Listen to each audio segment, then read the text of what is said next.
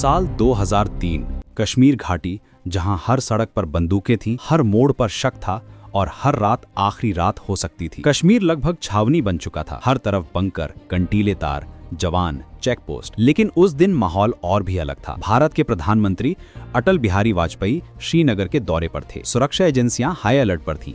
कहा जा रहा था, आज यहाँ परिंदा भी पर नहीं मार सकता। लेकिन मौत कभी सूचना देकर नहीं आती। सुबह का वक्त, सड़क पर सामान्य हलचल। एक आदमी पारंपरिक कश्मीरी कपड़ों में एक साधारण साइकिल चलाता हुआ आगे बढ़ रहा था। वो प्रधानमंत्री के काफिले से सिर्फ 1 किलोमीटर दूर था। सामने एक नाका था, बीएसएफ का चेक पोस्ट। जवानों ने उसे रोका, सामान्य पूछताछ, सब ठीक लग रहा था। लेकिन तभी एक जवान की नजर उसकी मुट्ठी पर पड़ी। उसकी मुट्ठी अजीब तरह से कस कर बंद थी। जवान की छठी इंद्री जाग गई। जवान ने कहा, रुको बस। यही एक शब्द जिसने इतिहास बदल दिया। वो आदमी घबरा गया, साइकिल वही छोड़कर भागने लगा।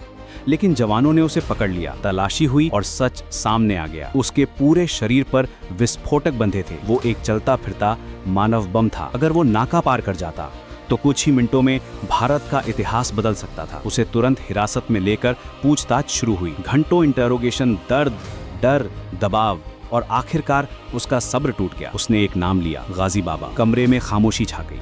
कश्मीर में उस समय अगर मौत का कोई चेहरा था तो वो था गाजी बाबा। गाजी बाबा जैश ए मोहम्मद का टॉप कमांडर, 2001 भारतीय संसद हमले का मास्टरमाइंड। पाकिस्तान के बहावलपुर से आया ये आतंकी इतना खतरनाक था कि हमेशा 10 हथियार बंद आतंकियों के घेरे में चलता। सोते समय भी सुसाइड जैकेट पहनकर सोता। ठिकाने हर कुछ दिनों में बदलता। वो सिर्फ आतंकी नहीं था, वो पाकिस्तान की खुफिया एजेंसी ISI का कश्मीर में सबसे बड़ा मोहरा था। उसका सपना था कश्मीर को युद्ध क्षेत्र बनाए रखना और उसका बॉस था मसूद अजहर। लेकिन हर शैतान के लिए एक शिकारी पैदा होता है और गाजी बाबा का शिकारी था BSF का जांबाज अधिकारी नरेंद्र दुबे। दुबे महीनों से गाजी की तलाश में थे। उन्होंने उसके नेटवर्क, उसके लोगों, उसके ठिकानों सबका पीछा किया था। जब उन्हें पता चला कि पकड़ा गया मानव बम गाजी का खास आदमी अंसार है, तो उन्हें यकीन हो गया कि अब गाजी ज्यादा दूर नहीं है। अंसार ने पूछताछ में एक लोकेशन बताई। दुबे ने तुरंत रेड मारी। टीम अंदर घुसी, कमरे चेक हुए, हथियार मिले। लेकिन गाजी बाबा वहां से निकल चुका था। किसी और के लिए ये हार होती, लेकिन दुबे के लिए ये सिर्फ शुरुआत थी।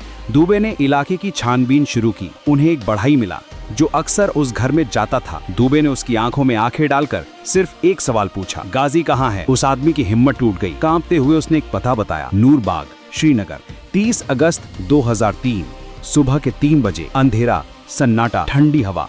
नरेंद्र दुबे अपने 3 भरोसेमंद साथियों के साथ एक 3 मंजिला इमारत के बाहर खड़े थे। पूरा इलाका घेर लिया गया था। यह मिशन था करो या मरो। टीम धीरे धीरे अंदर घुसी। Ground floor clear, first floor clear. Second floor पर एक महिला मिली। वो गाजी की पत्नी थी। उसे सुरक्षित बाहर निकाला गया। अब बची थी तीसरी मंजिल, जहां मौत इंतजार कर रही थी। दुबे ने दरवाजा खोला। कमरा खाली दिख रहा था। एक पल के लिए लगा क्या गाजी फिर भाग गया। तभी एक जवान की नजर दीवार पर लगे बड़े शीशे पर गई। जैसे ही उसने शीशा छुआ, वो हिल गया। वो शीशा नहीं था, एक गुप्त दरवाजा था। उसके पीछे बंकर था और अगले ही सेकंड नरक खुल गया। गोलियों और ग्रेनेड की बारिश। कमरा छोटा, छिपने की जगह नहीं। एक जवान बलबीर सिंह को गोली लगी और वो वहीं शहीद हो गया। अपने साथी को गिरते देख दुबे पीछे नहीं हटे, वो आगे बढ़े। गोलियां उनके पेट में लगी, खून बहने लगा। लेकिन गिरने से पहले उन्होंने अपनी पूरी मैगजीन उस बंकर में खाली कर दी। उन्हें अस्पताल ले जाया गया और पीछे जंग शुरू हो चुकी थी। नरेंद्र दुबे घायल हो चुके थे, लेकिन उनके गिरते ही BSF के जवानों के अंदर आग जल उठी। पूरी बिल्डिंग को चारों तरफ से घेर लिया गया। अंदर से लगातार फायरिंग हो रही थी। ग्रेनेड, ऑटोमेटिक हथियार, गोलियों की बरसात। ये अब एनकाउंटर नहीं था, ये जंग थी। शामिल थे सीमा सुरक्षा बल यानी BSF, भारतीय सेना, जम्मू और कश्मीर पुलिस। जिस आतंकी को भारत सालों से ढूंढ रहा था, वो अब एक छोटे से बंकर में छिपा था, लेकिन अभी भी खतरनाक था। गाजी बाबा अंदर से लगातार ग्रेनेड फेंक रहा था। उसके साथ 2 और आतंकी थे। कमरा पूरी तरह ट्रैप किया गया था। हर दरवाजे के पीछे मौत थी। जवानों को समझ आ गया कि यहां से कोई जिंदा बाहर नहीं निकलेगा। सुबह 4 बजे शुरू हुई गोलीबारी। दोपहर होने लगी, लेकिन फायरिंग बंद नहीं हुई। बारूद की गंध हवा में घुल चुकी थी।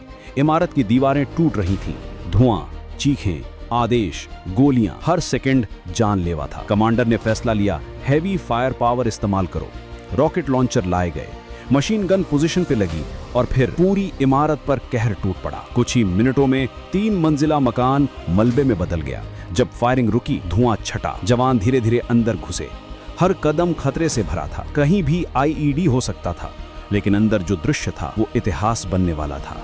मलबे के बीच 3 लाशें पड़ी थीं। उनमें से एक चेहरा वही था जिसे भारत की एजेंसियां सालों से ढूंढ रही थी। जमीन पर मुंह के बल पड़ा हुआ, खून से लथपथ वो था गाजी बाबा। उस दिन सिर्फ एक आतंकी नहीं मरा था, कश्मीर में आतंकवाद की रीढ़ टूट गई थी। गाजी बाबा की मौत का मतलब था जैश ए मोहम्मद का बड़ा नुकसान। कश्मीर में विदेशी आतंक नेटवर्क कमजोर, कई बड़े हमलों की साजिश खत्म। पाकिस्तान में बैठे मसूद अजहर को यकीन नहीं हुआ कि उसका सबसे खतरनाक कमांडर मारा जा चुका है। लेकिन इस जीत की कीमत भी थी। बीएसएफ अधिकारी नरेंद्र दुबे गंभीर रूप से घायल थे। उन्होंने अपनी जान की परवाह किए बिना गोलियों के सामने खड़े होकर देश के सबसे खतरनाक आतंकी का अंत सुनिश्चित किया। उनकी बहादुरी ने ऑपरेशन का रुख बदल दिया। इतिहास में ये ऑपरेशन दर्ज तो हुआ, लेकिन पूरी कहानी कभी सामने नहीं आई। कम चर्चा में रहने वाली सच्चाइयां। गाजी बाबा को जिंदा पकड़ना लगभग असंभव था। ऑपरेशन में कई जवान घायल हुए। स्थानीय इंटेलिजेंस नेटवर्क की बड़ी भूमिका थी। प्रधानमंत्री पर संभावित हमले की साजिश टल गई। अगर वो मानव बम पकड़ा नहीं जाता तो शायद इतिहास